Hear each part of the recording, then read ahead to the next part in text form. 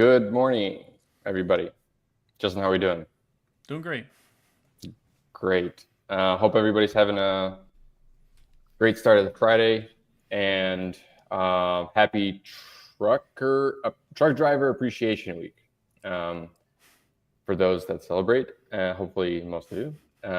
We have a couple of guests here. I know we have one in the backstage that we're going to bring on here shortly. But maybe Justin, if you would like, we'll bring on Ed. And Ed, nice to meet you. How you doing? Hey everybody, how you doing? What's up, Good. Ed, God, I'm there's cats, and my daughter has a cat, and it's hitting me hard right now. Okay. Ed, how are you? How are you celebrating Truck Driver Appreciation Day? I'm with my grandkids. The best way to celebrate. We never get appreciated. Come on, guys. We need a little bit more of that, right? Ed, can you give us just a background about yourself? All right, so I started back in, I think it was 2009 with CRST. Stayed with them for about a year and a half. Then I had to go solo driving. I took a year off, but that was it. Been out here over the road for all that time.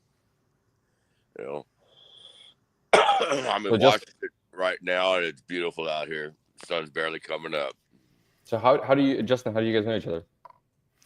Through Twitter. I believe. Ed, are you still driving for TJ now? Yes. Yeah. So TJ is a carrier owner, mutual friend out of California. He's a wine consolidator, and one of the best shit posters you've ever met on Twitter. He has like the perfect attitude of like owning a company is a huge pain in the ass, but he like makes the most out of it. I tried to get him on the show today, but he was like, I'm an owner of a company, and I can't just be on there for Truck Driver Appreciation Week. Like him. Well, definitely be different. You'd stick out for sure. That'd be probably a good recruiting strategy if you did. Yeah, and what a lot of people don't like, people in the supply chain that aren't drivers, in particular, what they don't really realize is that most truck drivers kind of consider Truck Driver Appreciation Week like a huge farce, like it's a joke, because most of the time it's the people in the office like celebrating like the week or the party or whatever. They're the ones having the pizza party and the barbecue in the parking lot, and it's the poor truck driver still on the road.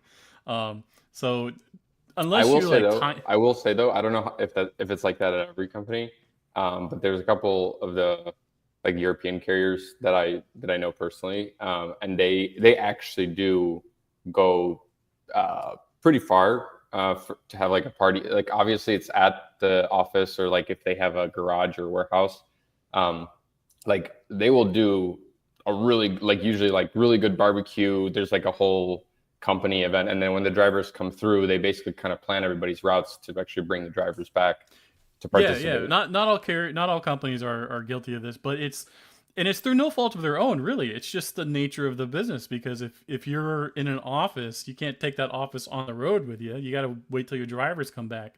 And 100%. If you've got, lanes where your drivers are out for weeks and months at a time, they're not going to be back in time for the office party. So it's very tricky to get it right, and it's so easy to do it wrong, and really just have it completely backfire on your drivers as far as making them feel appreciated. Ed, how many times have you made the company driver appreciation party? Once. Yeah. And since 2007. So you've been hauling since 2007? 2009. Or 2009. Okay. How was it like getting into the business post 08, 07, 08? That was a slow period, right? It was easy. Oh my God, 4 days of classroom. Friday you went to go to the DMV, did a test, then you had the weekend off, and then you had 4 days of driving around, and DMV instructor came out on Friday and you went for a ride. You passed or failed. That was it. 4 days and you got your CDL. Yeah, how long did it take you to get your CDL from this moment that you I guess started studying 2 weeks. 2 that was it. 2 weeks. Oh, and was that under a company or was that like you solo learned it? The RST. The RST. I didn't Yeah. know that it takes.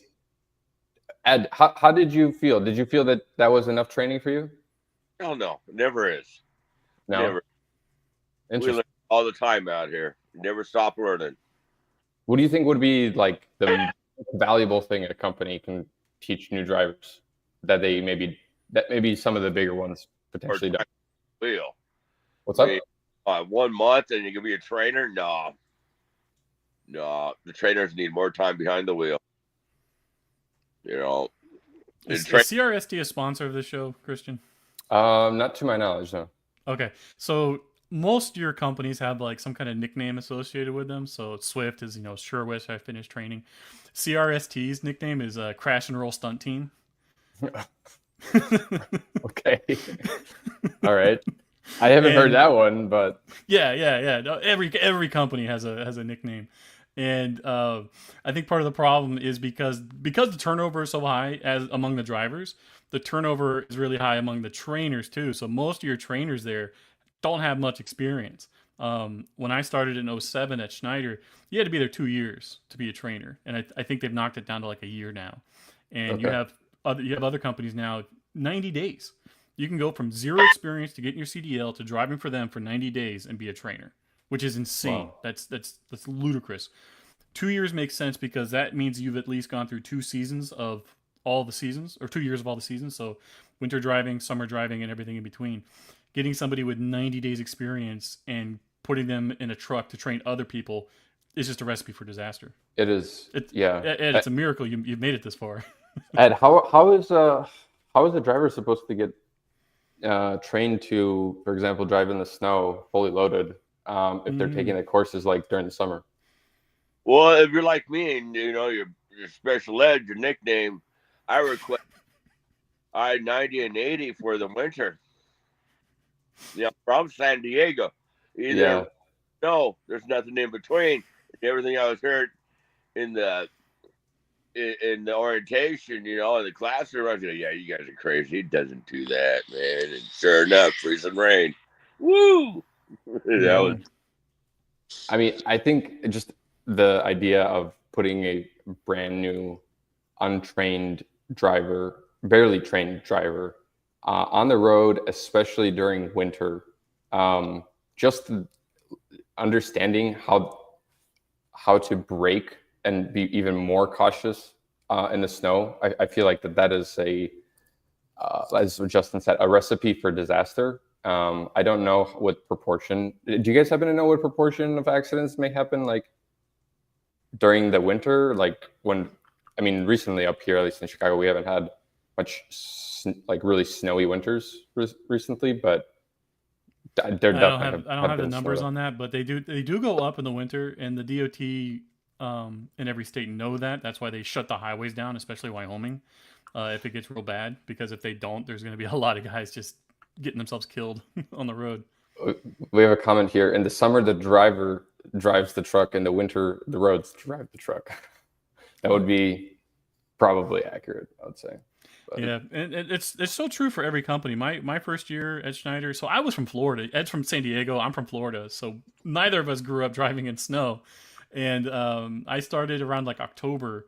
So I had a couple weeks before I had to like really run into any nasty weather. But I was in Michigan the first time I ran into snow, and it like just 10 inches overnight, the lake effect snow. And I called my dispatcher and I was like, what the hell did you guys get me into? Did you pull over? Did you stop for the snowstorm, or did you keep going? I was already under a load. I went to a shipper, picked it up, parked for the night at a truck stop, and I had to deliver the next morning. And they had another load going from there up to like New Hampshire or Vermont.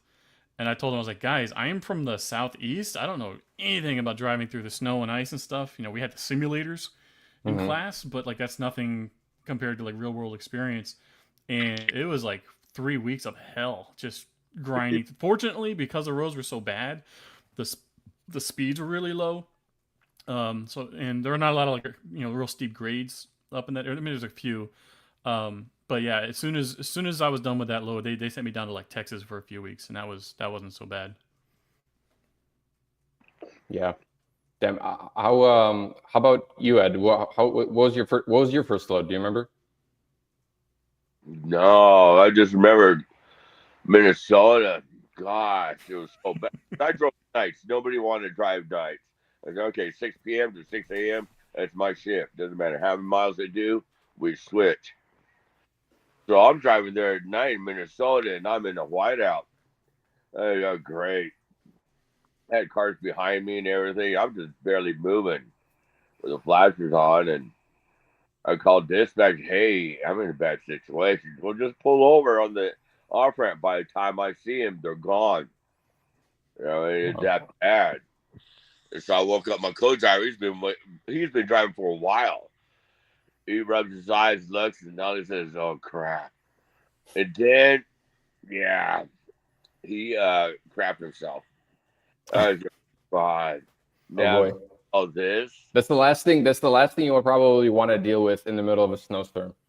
Yeah, I roll down the windows. I have a snowstorm inside.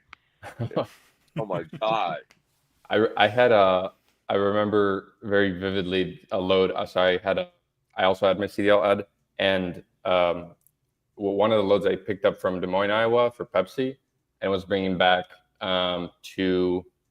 I was bringing that back to, I think, Munster, Indiana, and I had to go through Iowa. Just coincidentally, I think it was like February, so it's I guess late-ish winter, and it just started coming down. I think it was a cumulative amount of like 12 inches in the span of like 4 or 5 hours, and I was already a new driver. I was like super stressed out, and I was just like, no, I'm calling it in, like definitely pulling over and just waiting for the whole thing to pass. So There's nothing worse than when you're like on the road and everything's clear, and then you're at the front of a storm as it's coming through because the plows haven't had a chance to get out there yet. Yeah, So you're just trying to like grind through and hope that the roads just don't turn to mush in the meantime. My worst one was I'd been driving for about 12 years at the time, and I was in Baltimore, going north back, trying to get back to Philly, and it was like 6 inches every hour that was coming down. It was horrific. Yeah. And it took me like over 8 hours just to get through DC, Baltimore, and into Maryland. Yeah. Now I'll start about 8 or 9 of their snow, let everybody else with chains on tear up the road, and the snow plows let them do their job. I'll eat breakfast, then I'll go after that. And I just pass everybody. You know, I don't like putting chains on. No, I've never put on chains, and probably that was my lack of training, to be honest, during that snowstorm. But I was also self-taught too. Chains, I did know that they were a thing, but I mean, I don't think it's not even required for you, I don't think, to know during your CDL when exactly you're required to put on chains. Like, there's definitely a state requirement, right? California, I don't know if they tested on their exam. They probably should, because the attitude for a lot of guys like on the East Coast is, well, if I have to put chains on, I'm just not driving. I'm just going to shut my truck off. But then when you get to California, they require you to put chains on, during the winter months, or at least have them displayed. Mm-hmm. That's a huge ticket for a lot of guys that get popped for if you don't have either chains in your box or chains displayed on your truck. So whether you're going to California or not, I think it's just best practice to just, at least, God forbid, if you have to do it, at least know how to put chains on. I probably... It's required to have chains, I think, in Colorado, especially like on the steep grades when it's any amount of snow is on the ground. Yeah, there's certain months. I don't know what months they are, but yeah. I'm assuming. I take it that you didn't drive through Colorado that often. Oh, I have, but not anymore. Not with TJ. What lane are you running with him mostly? Well, now he wants me to do I-5. So California to Washington. Well, you definitely put chains on that. No. Really? No? He has no chains on any of his trucks. So, wow.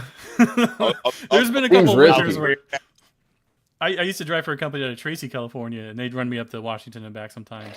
And there were a couple trips where I didn't have chains, and I was like, I really wish I did, because it was slick. the weather there changes so rapidly, especially in the winter and spring.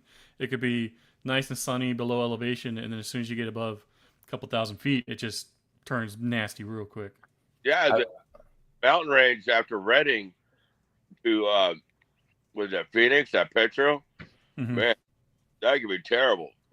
Yeah. I'm curious, would you guys happen to know if chains have any like real detrimental effects on the tires themselves? Like, do they put more wear on the tires once you're using the chains? Yeah, if you're not tightening up correctly, if they're on there loose, you're gonna tear up your tires pretty quick. You're also gonna throw your chains off too, and they're not cheap. How much is a pair of chains? What's that? Arcs. That means your chains are gonna break, and you have a link inside your tire. Yeah, that's not desirable for sure. If you're coming into California through Donner Pass on I-80, at that way station, there's usually like a box truck there that sells chains, and then they'll install them for you. And I think those guys purposefully like don't do a great job, because as you're driving up and down through the mountains there, you just see chains just slung off left and right. And sure enough, just behind those trucks, there's another guy in a pickup truck with a hook. And he comes to and he just scoops up every single chain on the ground. So he's probably going back and reselling them again. Yeah. Now that you brought it up, I'm gonna share my screen because I always found this image fascinating about how the U.S. highway system works and looks. Let's see if I can zoom in here. Oops, wrong screen. So the odd numbers and even numbers. Yeah, maybe I click on this image here. Yeah, there we go. I always found this to be like super fascinating that the U.S. highways were kind of named top to bottom on every 10. I think it's every 10 the increment kind of going up from south to north, and then west to east they're like delineated by fives, I guess. But not the by longest. Five. So any route that runs north and south are odd numbers, and any routes that run east and west are even numbers. And then the numbers are incremental from west coast being smallest, and then they get bigger when you get to the east coast, and then small down south, and then bigger as you get up north. It gets kind of tricky when you get to the northeast because you have I-95, which is our furthest east interstate. But then you have Interstate 97, Interstate 99, and those are both west of 95. So 95 goes literally from the top of Maine to the bottom to Miami, I guess. Yeah. That seems like, well, I'm pretty sure it's the longest. You mentioned I-80, so I'm assuming that's like this pass here, or is it this line here up, kind of going through Nevada and Utah? Yeah. What is that? And it's nice too because like Wyoming? You just picture it mentally in your head. Like if I'm on Interstate 80 and somebody mentions Interstate 90, you just know instinctively, oh, Interstate 90 is north of Interstate 80. If I mention Interstate 40 is below or south of Interstate 80. Ed, how engraved is this in your mind? Or like, I don't know how much like tech you're using on the road. Like we all have, GPS and navigation now. Like I feel like due to that, like you don't have to really know how these work, but maybe, I don't know, it's always just helpful maybe to be able to orient yourself, I guess sometimes. Like, have you seen that there's a material impact in knowing like how the U.S. highway system is constructed because of how much tech is being used these days? Well, it really doesn't sink into my head because it's just my job and I have a routine. I will look, okay, I have to go this way, but the important stuff I'll remember. Yeah. When I first started, my trainers taught me use a dry eraser marker. Mm-hmm. So every time you get to a certain point, you take it off. Smart man. Yeah. Ed, are you public about what X account you run, or is that do we keep that kind of secret? It's public. It's public. Is there a lot of unhinged material here? Yes. Ed's one of the best. How do we find Ed on X? Oh God, I don't. You guys got me. Oh, Ed we makes, lost Ed. Sorry, what is it? Ed makes one. I think it is. Because we're on. Yeah, I don't know how to go back. Ed makes. Yeah, Ed makes. Mapes, M-A-P-E-S. Oh, Mapes. Yeah. I'll text it to you. Oh, got it. Oh, I wasn't So Ed, following you. especially when you were driving team, one thing I noticed with me, like just mentally with how I picture the whole entire like United States of America, it kind of shrank. You know, most people they grow up in like their town or their neighborhood and they don't really go that far. Maybe they move once or twice throughout their life, but a lot of people they just see America as this gigantic continent or a huge country, and it's just thousands of miles wide, and that's true.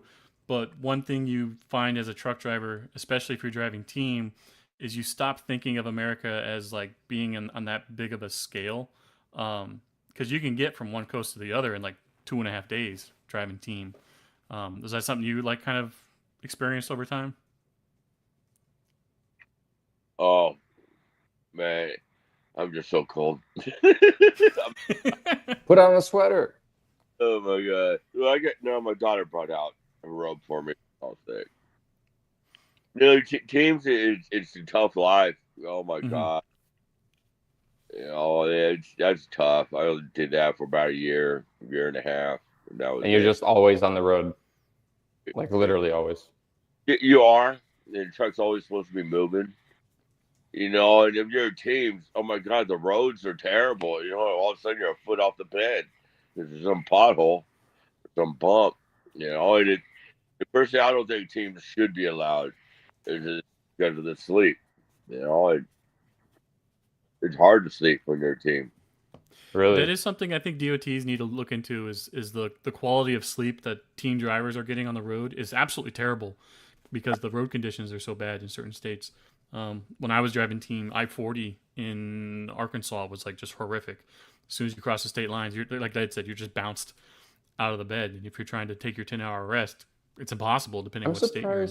I'm surprised that the OEMs, the truck manufacturers, don't have like a team sleeper setup option when you order the trucks, which would be something along the lines of like an extra suspension system for the bed, for example. There's right? only so much they can do. I mean, they already at least have the bottom air bed. rides. The bottom bed, Yeah. at least, right? Top bed would be a lot more difficult, but bottom bed, I think. Oh, actually, maybe not because you gotta like that bed's also got to be liftable to get to like the. It's a physics problem because it's an 80,000 pound vehicle and all that weight's got to go somewhere. And if you're just being thrown all over the place, you're unfortunately the person in being shooken around in there. Volvo VNL 860, I guess maybe that one solves the problem. I don't know. Yeah, typically the longer the wheelbase on your truck, the smoother the ride is. So I drove team for a DoD contractor for a couple of years, and the first trucks that we had with them, they were cab overs, they were Freightliner Argosies, and any romanticization that I had for cab overs just like went out the window driving team. Those are like the biggest piece of shit trucks you've ever had, especially as a team driver. The storage is smaller than a conventional cab. The ride sucks. Trying to sleep in them is impossible. They were gutless, no power whatsoever. And 2 years being with that company, they upgraded the fleet to these, at the time, brand new Freightliner Coronados. And man, babies don't sleep that good. That 300-inch wheelbase, smooth, absolutely smooth. That was such a great upgrade. I don't think I'm trying to think. Have I slept in the truck before while somebody else was driving? No, for the most part, it was just me, solo driving. But I don't know. Maybe I was going somewhere else. Oh no, I do remember. Yeah, it was not super comfortable, and I had a pretty shitty truck too. In the very beginning, it was like a 2000, literally the worst engine you could have ever purchased. I had a T700, 2012 T700 MX-13 engine, and that was touted to be like the worst kind of engine that you could ever buy. But not knowing anything about trucks, buying my first one, I went with the one that was like kind of cheapest. Were you idling when you were parked in it? Yeah, I remember. Yes, and there was, I think, like an auto shut off at some point, and we needed to figure out how to get around that because sometimes it was like, I mean, we didn't sleep over in that truck because it was like a special purpose truck, obviously. But I think something that Duffy DOT administration needs to look into is like, now that they've gotten rid of like all these EPA requirements and stuff, they should allow trucks to just go to a shop and have all that stuff ripped out. You're gonna see, I guarantee you're gonna see better productivity out of truck drivers because now that they can idle overnight and get better sleep, they're gonna be driving a lot safer over time as well. Depending on which state too. Some states still have anti-idling laws, but I just see that as like the most gross, disgusting, anti-human laws imaginable. Yeah, but you can have a pet and you can idle all you want. They say, okay, I need to find out if that's true or not. That's always been the rumor. So the rules are, if you're idling in your truck and you get caught, that's a ticket. But a lot of drivers, they seem to think that there's this loophole where if you have a pet in the truck, turning your truck off puts you in violation of like animal cruelty laws, and those are supposed to like supersede these environmental laws. I don't know if that's true or not. That would be hilarious if it was. That's something we need to look into. I've heard that for years. Yeah, I think that the really well, I had an APU attached to my truck, and that definitely helped. But I remember a couple of times the APU shot out, and I think it was middle of the summer or something. It was just so hot, unbearable. You couldn't sleep in it, and like that really affects the roadside safety. Then at the end of the day, like, the APUs are nice, but they only can do so much. If it's 110 degrees outside, it's not helping. You're going to be sweating. Yeah, it's not helping for sure. Well, what else we got here? Let's see, check out the comments real quick. So we got Tim. He said, you're not going anywhere in BC, Canada without chains. Seems like most of Canada, that is. Mr. C says, full air suspension like in EU. Still difficult to sleep, but better. Oh, that's in reference to the beds. Yeah, I don't know if any of the American trucks have air suspension. Maybe the newer ones do. I haven't checked like what the brand new. What is it going to be now? 2026. Well, you got airbags. Yeah, everything's got air today. Like the beds themselves. I mean, the cab, yes, but like, does the bed have extra suspension? Yeah. Right, because Ed's saying that it's like doing a team setup is like horrible for sleep, right? So like that basically kind of asks the question, like, okay, well, why? How are the beds? Can we modify the beds somehow to make that a little bit better? It would be like how the driver's chairs are. The cab has air ride suspension, and then the chair itself has its own independent suspension. So that's why you're like bouncing up and down the highway, and then you can adjust it accordingly. Yeah, putting that in the beds though, you're just going to be up and down, riding in the bed all night. Okay, there's some. Hold on. There's somebody in the comments. Tim, I think he says, if you've never driven through a snowstorm, have a look at Kakwala. I think. Let's see. Kakwala Highway. Kakwala. What would be this highway? He's okay. I'm trying to see if we can quickly find like some of these runaway ramps on the roads. But have you, Ed, or actually either of you, have you guys ever had to use runaway ramps before? No. I've had 2 situations my entire career driving where I got the brakes too hot and I lost brake power. But fortunately, ended up at the bottom of the hill and coasted uphill, pulled over, stopped, let my brakes cool off. One was on Eagle Pass, and the other one was in Flaming Gorge National Park in Utah, and that was a scary ride. Yeah, that's all flat. How'd you manage that? What's that? That's almost all flat. How'd you manage that? Flaming Gorge? Once you're north of Flaming Gorge, yeah, but taking 191 up through there, it's like 10% grades up and down the whole way through there, man, until you hit the dam. And I was hauling 80 I was like right at 80,000 pounds. I was hauling gilsonite out of the mine south of there in Bonanza, Utah. Where are the worst grades in terms of like driving through the U.S.? Is it would it be probably what either Colorado, Montana potentially, maybe Tennessee, Smoky Mountains? Yeah, because there's two different aspects of it, like the steepness of the grade and how long the grade is. So a 6% grade's not terrible, but if that 6% goes on for like 10 miles, yeah, that could be trouble. Some state like Pennsylvania's got a couple 7% grades. Well, and this is all like just interstate because interstate highways they're supposed to be designed not to exceed certain steep grades or lengths. But then once you get off the interstate and onto like U.S. highways in Pennsylvania, I've seen like 12% grades in like some small towns in PA. Wow. Tim says snowshed. It's a massive concrete tunnel. It protects the highway from avalanches. They're huge. I'm assuming that this is maybe in Colorado. Like I've drawn. He's been posting stuff from BC, so it's probably up there in Canada. Oh, in Canada. Okay. Yeah, the long massive tunnels in Colorado. I mean, those highways get closed down if there's an avalanche. And I mean, it's pretty common for that for those passageways. Like if you're going from Denver to west, like directly through the mountains, for whatever reason, like those are oftentimes I remember you have to kind of either I don't know if we were going like skiing or something like this. We would oftentimes not be able to get through because the road would just get closed down. I've got it pulled up here for you, Christian. Oh, okay. So these are basically giant tunnels that they have snuggled up against the mountains in case there's an avalanche. Huh. Oh, okay. Interesting. Oh, those, okay. 4.4 meters.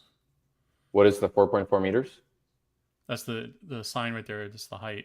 Oh, okay. Oh, yeah, that's what that definitely translates into feet. 4.4 meters. Damn, I wouldn't know. I got some nice errors on their page, which is always fun. But yeah, these driving in the snow is definitely no joke. That's for sure. It's the rain. That's 4.4 You're saying meters it's the is rain, Ed? 14.43 feet. That's the dangerous one. It's so slippery. Yeah. In the rain? Sorry, I didn't hear you the first time. Freezing rain. Oh, freezing rain. Oh, yeah, that's piles up on top of each other. It just gets really slippery. Yeah, that's also if it's super cold and snow's coming down and it's just powder, like you can power through that no problem.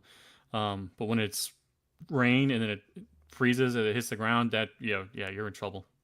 This is maybe a little bit more of a technical question, but do you guys know where like a thermometer on a truck sits so that it doesn't like measure like I guess wind chill temperature, but more so like true actual outside temperature? Well, when you're stopped, because it's on the mirror, on the left mirror, there's a little plastic nipple, and that's the temperature thing. Oh. Yeah, so if you're somewhere and you can't idle, you put a liner to it, and then the temperature will read different on your gauge, then you get idle. Really? Yeah. It knows all the tricks. Look at that. Wow. Get up rags and just put them there for a while. Yeah, because I'm thinking about it now, like, I guess unless you're a professional driver and you see like a temperature in there, you kind of just view it for like personal, like curiosity reasons, like, oh, what's the temperature outside? But it's literally a tool for you to understand how to deal with that situation, freezing, icy rain, Yeah, it'll let us know when it's freezing temperatures. And then that's when, okay, I got to pay attention now.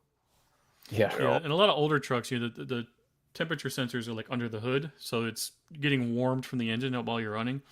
And a lot of truck stops, they used to sell these like chemical strips that you could like adhere to your windshield.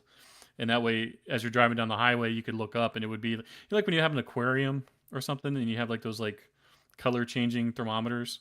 You just have one of those on your windshield that way you're getting like a real time information. Because like So if okay, you're parked and you're yeah. idling, your temperature on your dash is going to read a little bit warmer than it really is outside. Oh, interesting. Vice versa too. I'm thinking that when you're on the Mm-hmm. road and you're driving fast, right? Yep. It potentially might read much lower than it is, which is probably more of a good thing than it is a bad thing, because it's always better to be more cautious. But Tim has another comment here: black ice in the early winter in the mountains. By law, and this is for Canada. I'm assuming. By law, you cannot go on these highways after October without chains. They'll fine you pretty hard. I know the fines in Canada are no joke either. There's literally no mercy. The mountains shadow the sun from hitting the tarmac. It's That's true a fair in point. California and other Western states too, because God forbid you're going through that highway and you get into an accident. Now they got to spend a ton of money, rescuing the driver, cleaning up the mess. And, the highways are shut down, so they're just Yeah, trying to avoid all of that any way they can. I think it was last time I checked. There is a number that the government and the insurance companies put on a life. I think this is actually a result of post 9/11, like the victim compensation. There was like a Mm. lawsuit, but it's about $9.6 million per life. And Mm. in the case of a fatal accident, the fatal accident on average costs, per head count involved where there's fatality, about $9.6 million. So like these nuclear verdicts are obviously nuclear for a company, if they win, but it's it's not only tragic, but it's also extremely costly. Yeah, and the threshold on that is like 10 million, right? Threshold of What they consider like a verdict versus a nuclear verdict, isn't that like 10 million? I'm actually not sure. I'm actually not sure, but I guess that potentially would make sense. I feel like it's more of a nuclear verdict would be something like 50 million. But even for a small trucking company, a 10 million or 20 million nuclear verdict will wipe them out completely. Just a quick So, Google search. Nuclear verdicts in the trucking industry refer to unusually large jury awards, often exceeding $10 million. okay. I've learned that asking AI or Google Yeah. or ChatGPT or Grok about anything trucking statistic related is actually not a good use of your time. You will get regurgitated, I don't know, false news and No, false information. 100%. Because all these large language models know is like what they're fed. What they see And on the most of what they're yeah. looking into is just talking points that we've seen forever. So maybe, okay, we'll cap nuclear at 10 million, and anything over, say, 50 million, we'll call those thermonuclear verdicts. Thermonuclear would be, yes, an extinction event. That would be for sure. Yes. Uh, yeah, that's. Do you guys know anybody personally that had to pay that much? No, my wife works in insurance, nothing trucking related. But trucking isn't the only industry that deals with this kind of fallout. It's the only one, right? Because there really is no No, other other industry lots that of has other it. industries too. Oh, they do. Okay. Oh yeah, What other industries healthcare, would? Oh, healthcare healthcare, for it's a sure. big one. Yeah. Yeah, you go in for a surgery, and the doctor takes his gloves off, and he accidentally leaves a pair of gloves in your body while they stitch you up. There goes the hospital. Yeah. That's that's totally true. I think doctor insurance is also much higher as a result of that Mm-hmm. too, which goes hand in hand with truck insurance too. Like we've seen after the any big nuclear verdict came out. I think, don't quote me on this, but from what I remember, we'd see insurance rates rise with that as well too. Yeah, and there's trying to be something called tort reform. So these verdicts that come out that just completely crush and evaporate these organizations. It's just not tenable going forward, especially if there's multiple cases. Mm-hmm. So there's states that are trying to put a cap on how much of this money can actually be paid out. Where the balance lies between like getting justice for these victims versus like how do we fix these problems without just completely burning down the entire industry. I don't know. Yeah. I've had this feeling that healthcare is like where trucking was in 1980 is kind of where healthcare is today. In 1980, before it was deregulated, everything was just super expensive. It was really difficult to get into the industry. Trying to ship goods from one end to the other, it was like jumping through hoop after hoop after hoop. And that's kind of where we're at with healthcare right now. We're supposed to live in the United States where we operate under a free market, and if something's too expensive, well, that just means that should incentivize us to produce more of whatever it is that's servicing, and trying to create new doctors or create new hospitals or just figure out how to lower these costs is next to impossible right now. Well, in light of some potentially maybe good news to share, let's talk a little bit about. So in today's newsletter, we mentioned that at least from a report provided by Arrive Logistics, they are saying that the market has likely found its floor. And I keep zooming in for the wrong one, but we have here a chart from Arrive Logistics. It's showing us since January 2024. Assume that let's see, so the blue line here is the contract, I guess average, and then we have contract high, contract low. But for spot dry van rates, it seems like that they are going up and to the right, which is a great sign for drivers. And I wonder which markets this is taking into account from, or if this is an entire average of the entire United States here. But let's see, for imports, so van spot rates plus roughly around plus 6% for rates, contract plus 2%, and reefer spot rates about plus 5%. This is from Q3, so I don't know if this is how recent this is, but actually, I also think I misread this chart because it says here that this is December 2026, so something is pretty off here. I don't actually know if they made a mistake here, or if these are projections that they're making. That is an insane volume drop off at the ports there. You can see like right where the tariffs went into effect, it just dropped off a cliff. We're here. And it's trying to rebound now. Did the tariffs actually go into effect in January, like right when Trump got into office, or did it take some time? I think it took some time. But there was like a lead up where everyone was trying to like front load as much freight as they could until the tariffs went into effect. And then as soon as the tariffs started, volumes just took a nosedive. Yeah. I mean, $1.60 per mile is, that's very difficult to run a company off of that. Brutal. Most of your like stellar owner operators that have been through multiple freight cycles, that know what they're doing and are squeezing every penny out, even their operating costs are like $1.90. So having that as the average of a lane, it's horrible. Yeah. Oh, it seems like go ahead, Ed. I got to get ready to take the kids to school. All right. Sounds Thanks for having me on the show. All right. Sounds good, Ed. Thanks for coming on. We appreciate you, Ed, and all you other truck drivers out there. Yes, likewise. In terms of the imports here, if I'm understanding this correctly, it seems like the Port of Southern California hit a all-time monthly record in terms of containers handled for both, import, export, and empty containers measured in TEUs or 20-foot equivalent containers.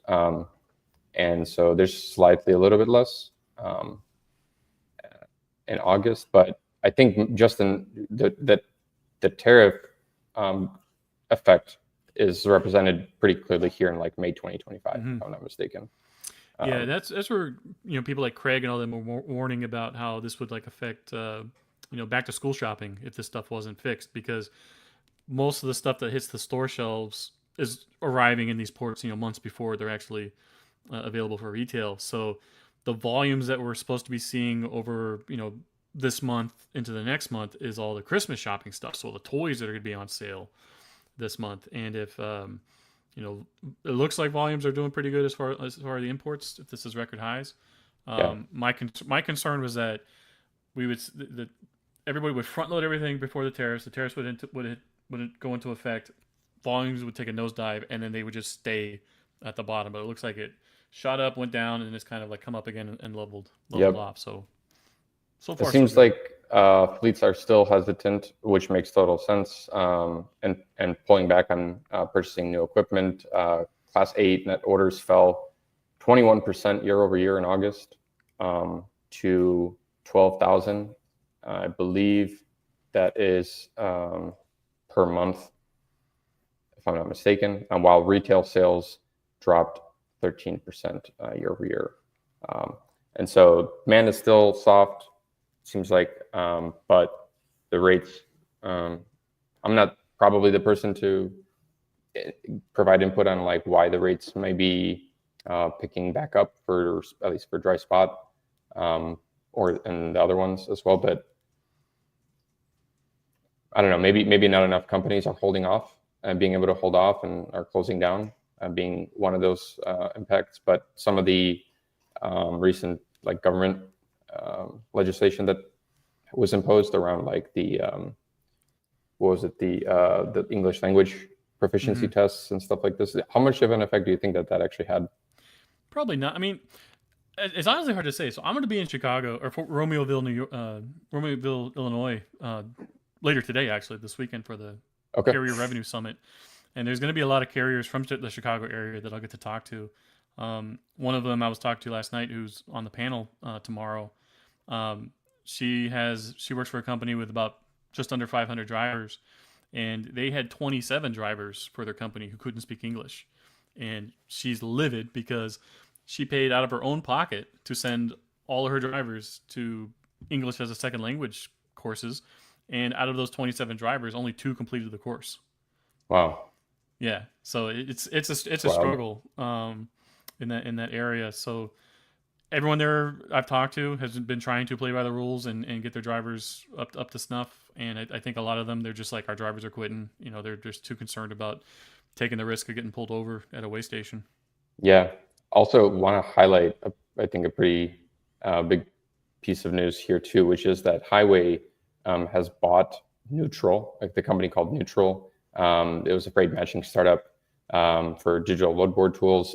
Their main, from what I remember, I might be totally wrong on how it ended up being here at the point of acquisition, but that Neutral was promising and delivering on a flat rate fee per match, which was a common, which was new at the time, at which I know Neutral was starting, and that was it seems like this goes in line with the play that Highway has been making with the Trusted Freight Exchange that they recently launched. All these, I think companies are doubling down on that effort as well. We saw that with DAT. We also, obviously, Highway is now doubling down on that with the Neutral acquisition as well. But I know the guys at Neutral over the years, and they've been around for a while. So it seems like this is going to be a nice, good new home for the team there. Happy for them. I've never heard of them. There are so many of these like freight tech startups that just, they're doing so much behind the scene, and you just never hear of them until there's some kind of acquisition announcement like this. Yeah. Trucker Tools also announced a new automated running late feature, notifying brokers when drivers fall behind schedule, aiming to reduce missed updates, and improve visibility and time-sensitive moves. That's pretty cool as well. But we did have a podcast released earlier this week from Samir, ex-truck driver turned tech founder. He's now leading Get Drivers AI.